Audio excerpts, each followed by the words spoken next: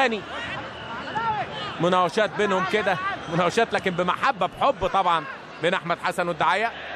في النهايه الاثنين نجوم عرب. باسم لو عدى اوه جول جول، يا سلام يا ولد.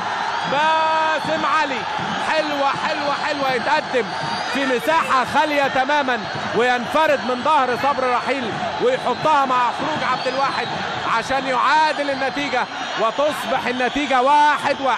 قلت لحضراتكم دقايق المقاولين العرب، المقاولين بدأ يوصل، بيستغلوا حالة الهدوء اللي فيها فرقة نادي الزمالك. بقالنا 6-7 دقايق.